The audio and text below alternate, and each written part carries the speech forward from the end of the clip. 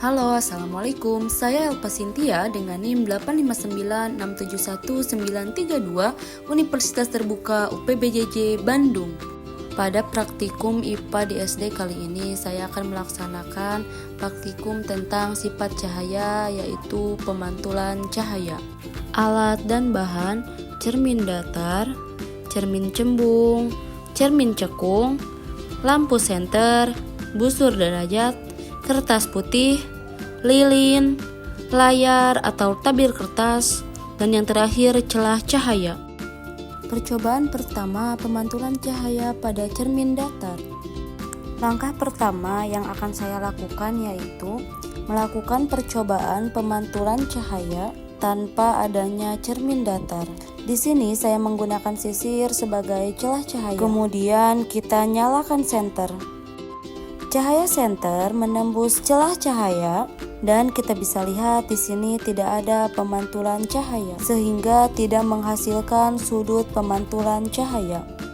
Langkah kedua, kita akan melakukan percobaan di mana senter, celah cahaya dan cermin di posisi yang sejajar. Di sini senter dengan celah cahaya memiliki jarak 10 cm.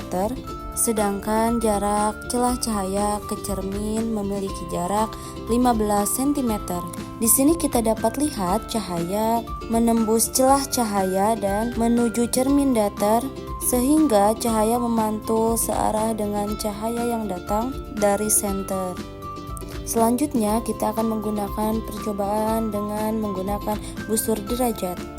Dapat dilihat ketika I atau sudut datang besarnya 90 derajat, maka R atau sudut pantul besarnya juga 90 derajat.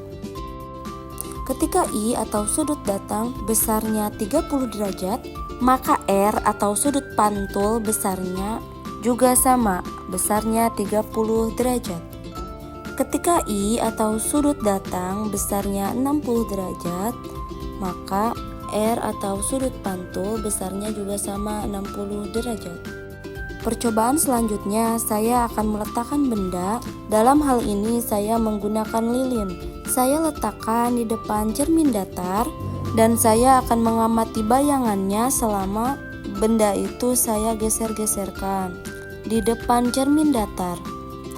Saat saya meletakkan benda di depan cermin datar, bayangan yang terbentuk adalah sama besar, tegak, dan juga maya.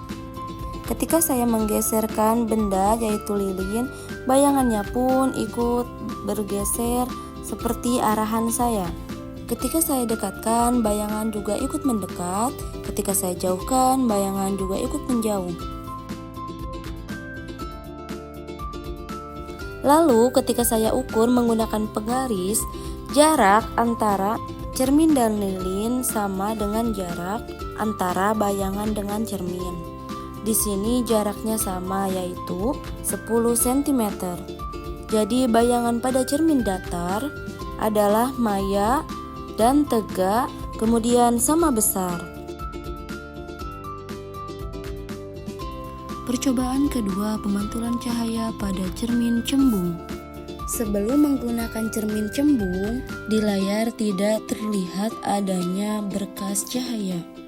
Lalu saat kita gunakan cermin cembung dan posisi dari layar kita rubah mendekati arah cahaya lilin, di sini juga tidak terlihat jelas tanda sinar cahaya karena sifat dari cermin cembung adalah menyebarkan pantulan cahaya.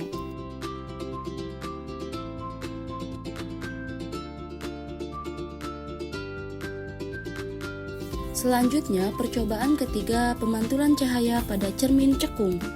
Di sini, pemantulan cahaya sebelum adanya cermin cekung dapat dilihat di layar, tidak ada berkas cahaya. Di sini, untuk jarak cermin cekung dan lilin yaitu 5 cm.